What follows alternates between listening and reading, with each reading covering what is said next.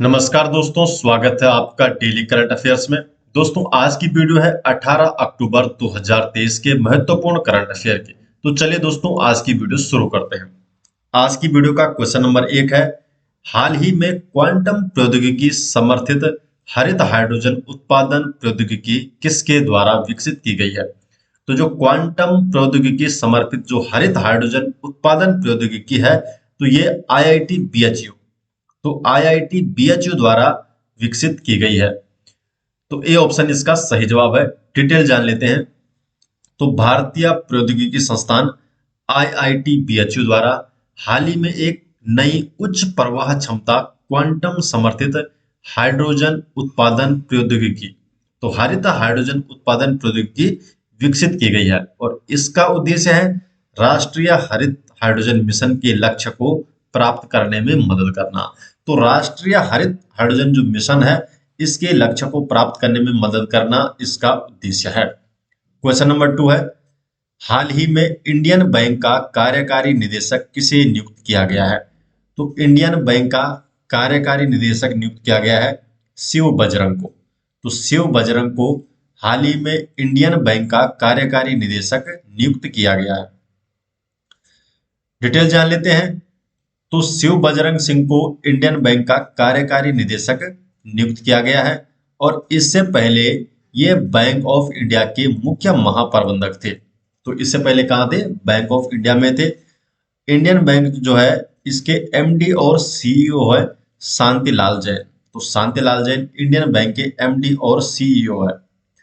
Indian bank जो है, इसकी स्थापना 1907 में की गई। मुख्यालय है इसका चेन्नई में।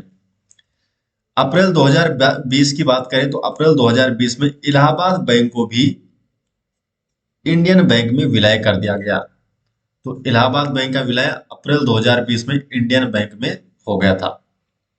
क्वेश्चन नंबर 3 है, हाल ही में प्रेसिडेंट स्कॉलर्स तो प्रेसिडेंट स्कॉलर्स से किसे सम्मानित किया गया? तो हाल ही में प्रेसिडेंट स्कॉलर्स से किसे सम्मानित किया गया है? सही जवाब है नागा रेजिमेंट की तीसरी बटालियन को। तो नागा रेजिमेंट की जो तीसरी बटालियन है, इसे हाल ही में प्रेसिडेंट स्कॉलर से सम्मानित किया गया है। इसके बारे में जान लेते हैं। तो हाल ही में नागा रेजिमेंट की जो तीसरी बटालियन है, इसे प्रेसिडेंट स्कॉलर से सम्मानित किया गया है और यह सम्मान किसके द्वारा दिया गया है? तो थल सेना जो अध्यक्ष हैं जनरल मनोज पांडे। तो जनरल मनोज पांडे द्वारा नागा रेजिमेंट को ये पुरस्कार प्रदान किया गया है। जो ये पुरस्कार है, ये उत्तराखंड के कुमाऊं रेजिमेंटल सेंटर में दिया गया है। जो ये पुरस्कार है, प्रेसिडेंट स्कॉलर्स पुरस्कार है, ये युद्ध और शांति दोनों में राष्ट्र को प्रदान की गई असाधारण सेवा के सम्मान में एक सैन्य इकाई को दिया जाने वाला ये पुरस्कार है प्रेसिडेंट स्कॉलर्स पुरस्कार, जो कि नागा रेजिमेंट की तीसरी बटालियन को दिया गया है। इस बार जो प्रेसिडेंट स्कॉलर्स पुरस्कार है, इसकी स्थापना हुई थी 1951 में और उस समय राष्ट्रपति राजेंद्र प्रसाद राजेंद्र प्रसाद द्वारा ये जो पुरस्कार है, इसकी स्थापना की गई थी वर्ष 1951 में। और पहली बार भारतीय नौसेना को पहली बार जो पुरस्कार है, राष्ट्रपति डॉक्टर राजेंद्र प्रसाद द्वारा ही दिया गया था। नेक्स्ट क्वेश्चन है क्वेश्चन नंबर 4, हाल ही में किस राज्य के मुख्यमंत्री ने एशियाई महिला हॉकी चैंपियनशिप 2023 के लिए शुभंकर, जिसका नाम है जूही, तो जूही का अनावरण किया है? तो एशियाई महिला हॉकी चैंपियनशिप जो 2023 है, इसके लिए शुभंकर जूही का अनावरण किस राज्य के मुख्यमंत्री द्वारा किया गया है? झारखंड के द्वारा, झारखंड के मुख्यमंत्री द्वारा। तो झारखंड के मुख्यमंत्री द्वारा एशियाई महिला हॉकी चैंपियनशिप 2023 के लिए शुभंकर, जिसका नाम है जूही, का अनावरण किया है। डिटेल जान लेते हैं। तो जो एशियाई महिला हॉकी चैंपियनशिप है, जिसका आयोजन 2023 में झारखंड की राजधानी रांची में आयोजित किया जा रहा है। तो रांची में ये खेल आयोजित किया जाएगा। झारखंड की राजधानी है रांची और इस चैंपियनशिप की ट्रॉफी और शुभंकर का अनावरण कर दिया गया है और शुभंकर का नाम है जूही। तो इस खेल का जो शुभंकर है, उसका नाम है जूही। जो ट्रॉफी और शुभंकर है, इसका अनावरण झारखंड के जो मुख्यमंत्री है हेमंत सोरेन, तो हेमंत सोरेन द्वारा रांची में इनका अनावरण किया गया है। जो शुभंकर है जूही, तो ये झारखंड की समृद्ध विरासत का प्रतीक है और इसकी प्रेरणा जो बेतला राष्ट्रीय उद्यान है झारखंड में, तो जो बेतला राष्ट्रीय उद्यान है तो यहाँ के एक प्रतिष्ठित हाथी से ली गई है। इस शुभंकर का नाम जूही। इसके अलावा जो भारत में जो एशियाई महिला हॉकी चैंपियनशिप है, इसका ये 7वां संस्करण आयोजित किया जा रहा है। तो 2023 में ये कौन सा संस्करण होगा? 7वां संस्करण होगा। जो वर्तमान में भारतीय हॉकी टीम है, इसके कप्तान है सविता। तो सविता भारतीय हॉकी टीम की कप्तान है। नेक्स्ट क्वेश्चन है क्वेश्चन नंबर 5। हाल ही में केंद्र सरकार ने लाइफ स्टाइल फॉर इन्वायरमेंट के तहत कौन सी योजना प्रारंभ की है?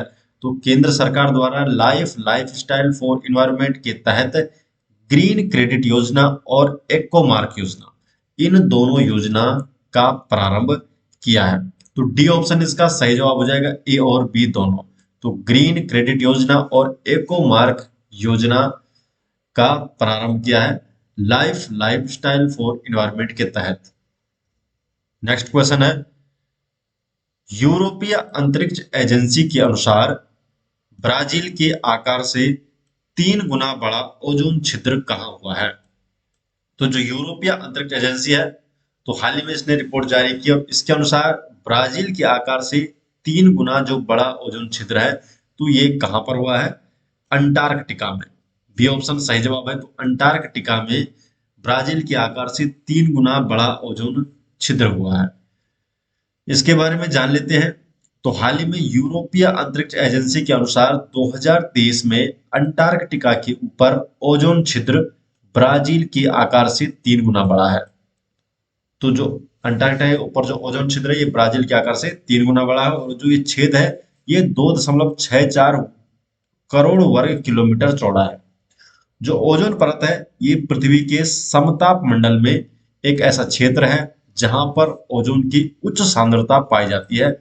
और जो ओजोन परत है, ये क्या काम करती है? तो पृथ्वी को सूर्य की जो हानिकारक किरणें होती है, पराबैंगनी किरण, तो पराबैंगनी जो विकिरण होती है, इससे हमारी पृथ्वी को ये ओजोन परत बचाती है। जो ओजोन परत है, इसके मापने की इकाई है डॉप्सन।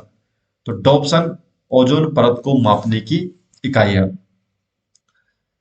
16 सितंबर 1987 को मॉन्ट्रियल प्रोटोकॉल 16 सितंबर 1987 को लागू किया गया था और जो ये मॉन्ट्रियल प्रोटोकॉल है, इसका उद्देश्य था ओजोन परत संरक्षण। तो ओजोन परत संरक्षण जो कि बहुत जरूरी है और इसीलिए 16 सितंबर को, क्योंकि 16 सितंबर 1987 को मॉन्ट्रियल प्रोटोकॉल लागू किया गया था, तो इसीलिए 16 सितंबर को संयुक्त राष्ट्र महासभा द्वारा ओजोन परत के संरक्षण के लिए अंतर्राष्ट्रीय दिवस तो 16 सितंबर को मनाया जाता है, इसलिए विश्व ओजोन दिवस के रूप में मनाया जाता है। जो ओजोन परत का क्षरण का मुख्य कारक है क्लोरोफ्लोरोकार्बन। जो क्लोरोफ्लोरोकार्बन गैस है, ये ओजोन परत के क्षरण के लिए मुख्य रूप से जिम्मेदार है।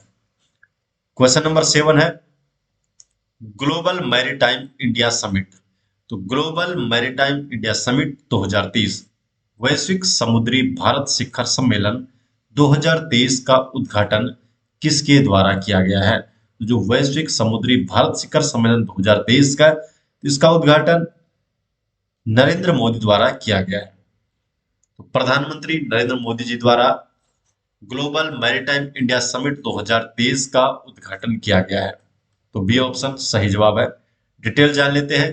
तो प्रधानमंत्री श्री नरेंद्र मोदी जी द्वारा तीसरे वैश्विक समुद्री भारत शिखर सम्मेलन 2023 का उद्घाटन किया गया है।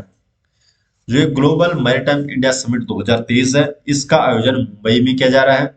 इससे पहले जो दो हुए हैं, पहला जो ग्लोबल मैरीटाइम इंडिया शिखर सम्मेलन है, ये 2016 में आयोजित किया गया था और इसका आयोजन मुंबई में आयोजित किया गया था, और दूसरा 2021 में, और ये भी मुंबई में ही आयोजित किया गया था। जो ग्लोबल मैरीटाइम इंडिया शिखर सम्मेलन है, ये देश का सबसे बड़ा समुद्री कार्यक्रम है और इसका उद्देश्य है वैश्विक और क्षेत्रीय साझेदारी को बढ़ावा देना और निवेश की सुविधा प्रदान करके भारतीय समुद्री अर्थव्यवस्था को आगे बढ़ाना। तो ये ग्लोबल मैरीटाइम इंडिया शिखर सम्मेलन का उद्देश्य होता है। नेक्स्ट क्वेश्चन है, न्यूजीलैंड का नया प्रधानमंत्री किसे चुना गया है? तो न्यूजीलैंड का नया प्रधानमंत्री क्रिस्टोफर लक्सन को चुना गया है। बी ऑप्शन सही जवाब है। तो क्रिस्टोफर लक्सन न्यूजीलैंड के अब नए प्रधानमंत्री बन गए हैं, क्रिस्टोफर लक्सन। डिटेल जान लेते हैं। तो अक्टूबर 2023 में क्रिस्टोफर लक्सन को न्यूजीलैंड का नया प्रधानमंत्री चुना गया है और ये न्यूजीलैंड के 38वें प्रधानमंत्री होंगे। तो न्यूजीलैंड की राजधानी है वेलिंगटन। तो वेलिंगटन न्यूजीलैंड की राजधानी है। क्वेश्चन नंबर 9 है, हाल ही में किस राज्य में समूह शहीदी स्मारक एवं पुस्तकालय समूह शहीदी स्मारक एवं पुस्तकालय का लोकार्पण किया गया है? तो समूह शहीदी जो स्मारक और पुस्तकालय है, इसका लोकार्पण हाल ही में गुजरात में किया गया है। सी ऑप्शन सही जवाब है। तो गुजरात में समूह शहीदी स्मारक एवं पुस्तकालय का लोकार्पण किया गया है। ये लोकार्पण किया है केंद्रीय गृह एवं सहकारिता मंत्री श्री अमित शाह द्वारा। तो श्री अमित शाह द्वारा गुजरात के गांधीनगर में समूह शहीदी स्मारक एवं पुस्तकालय का लोकार्पण किया गया है।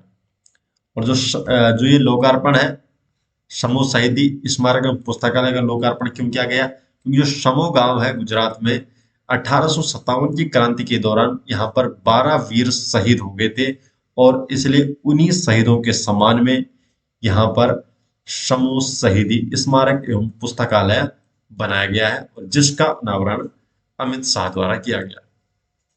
क्वेश्चन नंबर 10 है, विदेश मंत्री डॉक्टर एस जयशंकर ने किस देश में महात्मा गांधी की प्रतिमा का अनावरण किया है?